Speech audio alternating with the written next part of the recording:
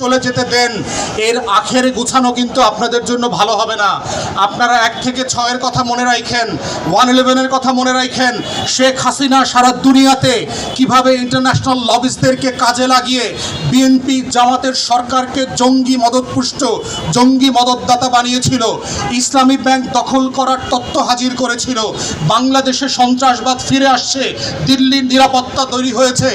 আমরা যখন দাবি করেছিলাম চুপ্পুকে বিশ্বাস না করবার জন্য, কিন্তু বিএনপি সরকার তাদেরকে বিশ্বাস করে 2 বছর পর বুঝতে পেরেছে যে চুপ্পু আসলে জিন্দাবাদের লোক না। চুপ্পুকে দিয়ে বক্তব্য লেখায় সংসদে পড়াইছেন আর মিটিমিটি করে হাসছেন আর বোধ করছেন যে চুপ্পু আসলে বিএনপির হয়ে গেছে। সেইটা লন্ডনে চিকিৎসা নিতে যাবার পরেও আপনারা বোঝেন নাই। বুঝতে বুঝতে 2 বছরের পানি খোলা হয়ে গেছে। আমরা বলছি যে দেরিতে হলেও আপনারা যে বোঝেন, এই বোঝাটাও না বোঝার থেকে ভালো। এখন প্রশ্ন হচ্ছে যে চুপ্পুকে জুলাই জজবার জায়গা থেকে আসলে আপনারা কি করবেন, এইটা হচ্ছে সরকারি দলকে আজকে বুঝতে হবে। যে চুপ্পু কি সাধারণভাবে বিদায় নিয়ে চলে যাবে? চুপ্পু কি আসলে একটা টিপিক্যাল রাষ্ট্রপতি যার আসলে কোনো অতীত নাই?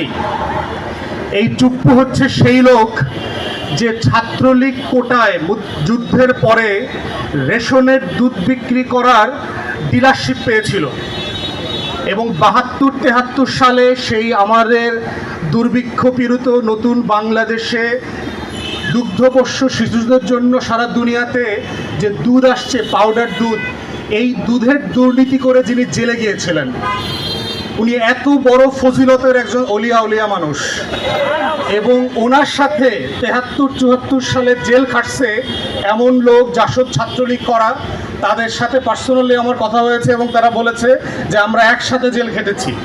এবং চুপ্পু হচ্ছে সেই রকম ফজিলতের একটা লোক। এবং দেখবেন একটা তর্ক প্রায় উঠেছিল আওয়ামী লীগ সার্কেলে যে হাসিনা এই প্রেসিডেন্টটা পাইল কোথায়। সে তো কোনো আলোচনায় ছিল না, সে তো আওয়ামী লীগের কেউ না, পরিচিত কেউ না।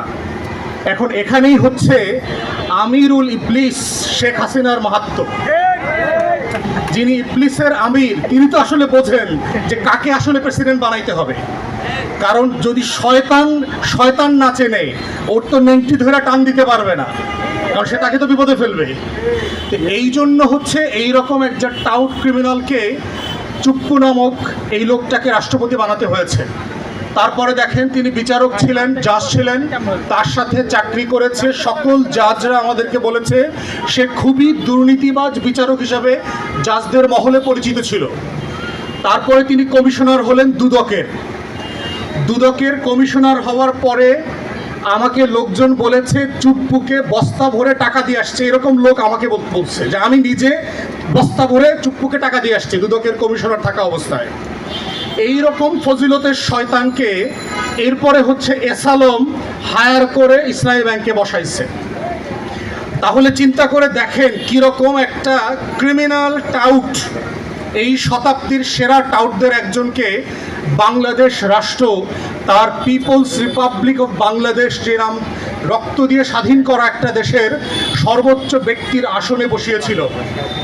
এবং তারপরে শেষ না, দেখেন ইতিমধ্যে সংবাদপত্রে এবং বিভিন্ন জায়গায় এসেছে তিনি দ্বিতীয় বাসস্থান তৈরি করেছেন মালয়েশিয়া এবং দুবাইতে।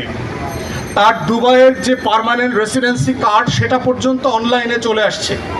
এবং আপনারা জানেন যে দুবাই, তারপরে হচ্ছে মালয়েশিয়া থেকে শুরু করে পৃথিবীর বিভিন্ন দেশে আপনাকে বাড়ি কিনতে হবে, ব্যাংকে টাকা রাখতে হবে, তা না হলে আপনাকে ওখানে বিনিয়োগ করতে হবে যদি আপনি ওখানে স্থায়ীভাবে বাস করতে চান।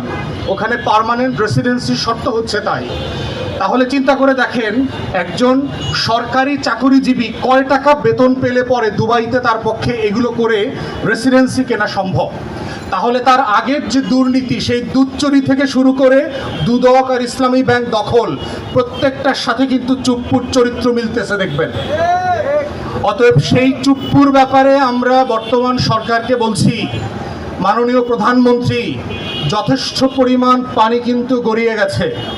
আওয়ামী লীগের দালালি এবং পুনর্বাসন আপনারা যেটা শুরু করেছেন সেটা কিন্তু আপনাদের জন্য আখেরে ভালো হবে না। ৭১ ব্যবসা আর মুক্তিযুদ্ধের চেতনার মাল আপনার দোকান থেকে মানুষ কিনবে না, ওটার আলাদা দোকান আছে।